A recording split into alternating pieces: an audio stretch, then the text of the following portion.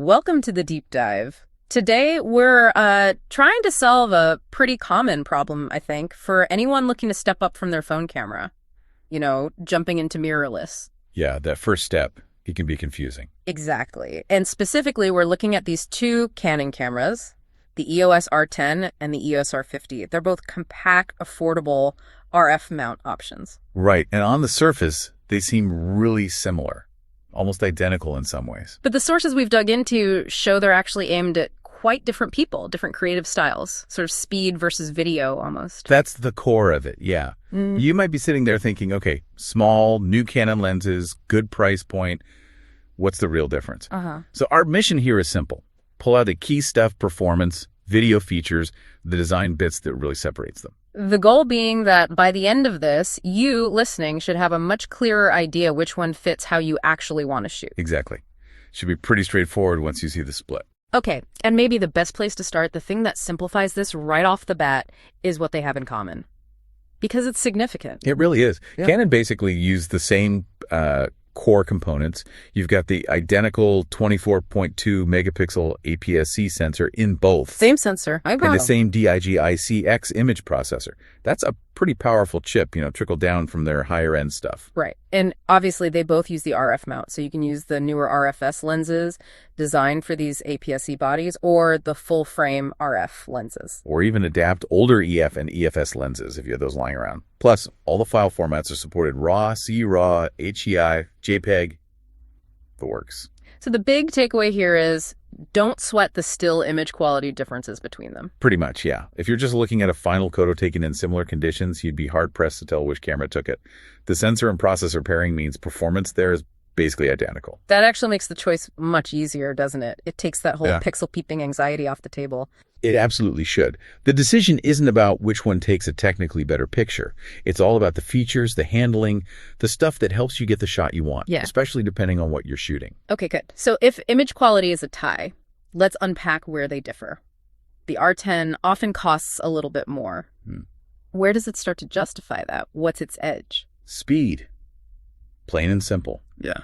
Performance, especially for continuous shooting. Ah, right. The R10 is really positioned for, let's say, the budding enthusiast photographer who's maybe getting into action. Okay. Its main advantage, the big number everyone quotes, is that it can shoot up to 15 frames per second using its mechanical shutter. 15 frames. Mechanical shutter. That's the key bit. That's the key bit, yeah. That mechanical speed is really important for certain types of photography. Now, hold on, because I remember seeing the R50 specs. Doesn't it also hit 15 frames per second? It does, but, and this is the crucial difference, it only hits 15 fps using the electronic shutter. With the electronic first curtain, it's 12 fps. Okay, so why does the R10's mechanical 15 fps matter more than the R50's electronic 15 fps? I mean, 15 is 15, right? Ah, well, not quite in practice. This gets into the weeds a bit, but it's important.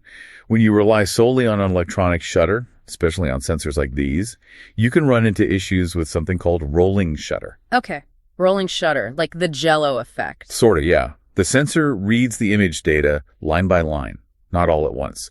So if something's moving really fast across the frame, think a spinning propeller, a golf swing, even sometimes fast panning things can look skewed or distorted, warped. Right, I've seen that. The R10's fast mechanical shutter avoids that problem. It captures the whole scene more or less instantaneously, giving you cleaner shots of fast action.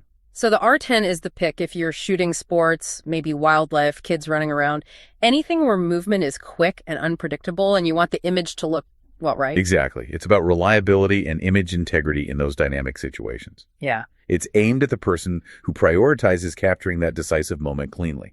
And does the body design support that focus too? Yeah, I'd say so. The R10 is slightly larger, feels a bit more substantial in the hand. It has a few more physical dials and buttons. A bit more like a traditional camera feel? Kinda, yeah. It feels like something you can maybe grow with as your skills advance.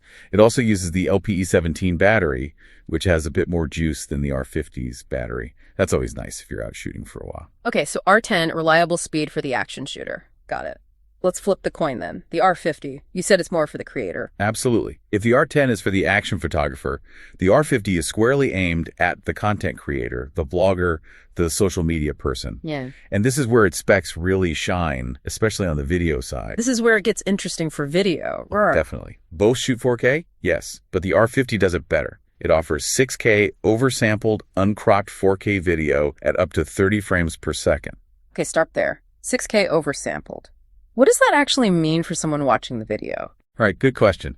Oversampling basically means the camera is capturing more data than it needs for the final 4K output. It's recording in 6K resolution internally and then intelligently scaling that down to 4K. Think of it like having way more detail to start with.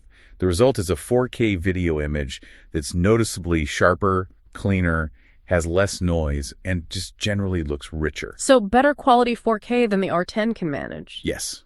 It's a tangible difference, especially if you're viewing on a good screen or doing any kind of post-production work. That's a pretty big plus for anyone serious about their video output. What else on the video front? High frame rates. This is another major win for the R50.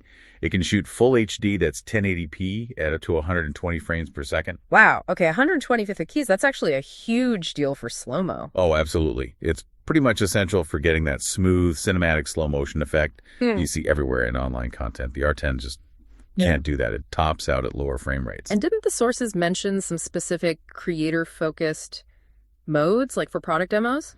Yeah, they did. It has this mode called Movie for Close-Up Demos. You turn it on, and the camera will automatically rack focus to whatever object you hold up closest to the lens, then smoothly back to your face when you put it down. Huh. Okay. So perfect for unboxing videos, makeup tutorials, showing off gadgets. Exactly. Just makes that specific common type of content creation much easier. Gets the guesswork out of focus pulling. And what about autofocus in general? They both have Canon's dual pixel AF2, right?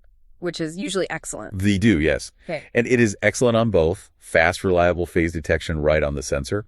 But the R50's implementation seems, on paper at least, slightly more advanced or maybe just differently tuned. How so? It lists 651 AF zones and specifically mentions using deep learning technology for its subject tracking people, animals, vehicles. So deep learning AF, in simple terms, that means it's better at identifying and sticking to a subject, even if it turns away or moves erratically.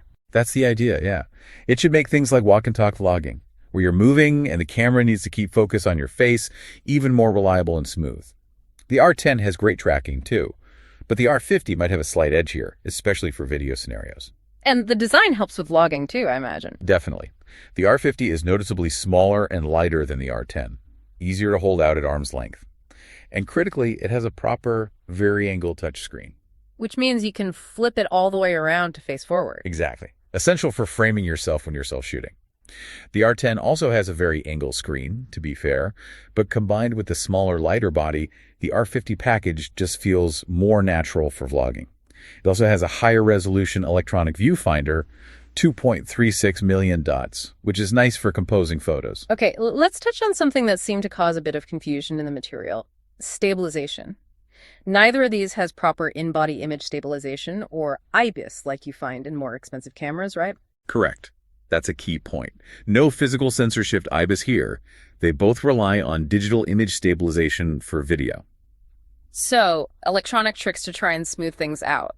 Pretty much, yeah. The R10 has a fairly standard digital IS mode. The R50 lists different metering types, evaluative, spot, etc., which relates to exposure, not stabilization itself. When it comes to actually smoothing out shake, both are using digital processing. And how effective is that digital stuff on its own? It can help with very minor jitters, maybe smooth out walking footage a tiny bit, but it's not a replacement for physical stabilization. And sometimes digital IS can introduce its own weird artifacts or slightly crop the image. So if you really want stable shots, especially handheld video, you're relying on the lens. Absolutely. The real stabilization comes when you pair either of these bodies with a lens that has optical image stabilization built in one of Canon's IS lenses. Right. The lens IS does the heavy lift. Exactly. The in-body digital stuff is, okay, maybe a small bonus. But the lens IS is what truly makes the difference for handheld shooting with these cameras. That's a really important factor when you're thinking about your total kit cost. Okay, that clarifies the stabilization point. So let's try and tie this all together. Audience, price, who buys which? Right. Let's summarize. If you're primarily interested in still photography And especially if you shoot subjects that move fast, sports, wildlife, maybe active kids, you need that reliable burst shooting, then the R10 is likely your better bet. That 1550 as mechanical shutter is the key. Plus, the slightly more robust feel and controls might appeal more to the enthusiast photographer. It's designed to, grow with your skills. And it's usually priced slightly higher, reflecting that performance focus. Generally, yes. Now, if your main focus is video, if you're a vlogger, a content creator, someone making videos for YouTube, TikTok, Instagram, then the R50 seems purpose-built. It really does. If you need that super smooth 120 FPS slow motion, if you want the absolute best 4K quality thanks to the 6K oversampling, if you need that forward-facing screen, and the most compact, lightweight body for easy handling and travel. And maybe features like the demo mode autofocus? Exactly. Yeah. Then the R50 is the clear choice. It's also often a bit more affordable and perhaps slightly more beginner-friendly with modes like the A+ assist helping out. So it really is a clear split based on primary use. It is. There's no single better camera here. They're both excellent entry points into Canon's RF mirrorless system, sharing that great core image quality. It just comes down to, are you prioritizing action skills, R10, or optimized video and portability, R50? Makes sense. Pick the tool that fits the job you do most often. Precisely. You can't really go wrong with either, as long as you align it with your main creative outlet. Okay, so that wraps up our deep dive comparing the R10 and R50. We've established image quality is basically a wash. Yep, a tie there. But the R10 clearly takes the crown for speed with its 1550's mechanical shutter, making it ideal for action. While the R50 dominates for video creators with its superior 4K, 120 fps slow-mo, and vlogger-friendly design. It seems like a pretty clean decision, actually. Know what you shoot, know which camera to buy. Just should be, yeah. But thinking about that stabilization point we discussed earlier, how both cameras really lean on lens-based IS for effective shake reduction. That's crucial. And considering these are entry-level bodies, maybe your first step into the potentially quite expensive RF lens ecosystem. Right. Lenses aren't cheap. It makes you wonder, and this is maybe the final thought for you to chew on, if stable, shake-free footage or even sharp handheld low-light photos are really important to you. Yeah. Is your money potentially better spent grabbing the slightly cheaper R50 body and then immediately putting those savings towards a really good RF or RFS lens that has built-in image stabilization? Ah, interesting point. Instead of focusing too much on the marginal differences in the bodies themselves, maybe the lens choice, especially one with IS, is actually the far more critical investment for getting the results you want with either of these cameras. That's a really good question to ponder. The body is just one part of the equation, right? The glass definitely matters. A lot. Something to think about as you plan your kit. Thanks for joining us on The Deep Dive. See you next time.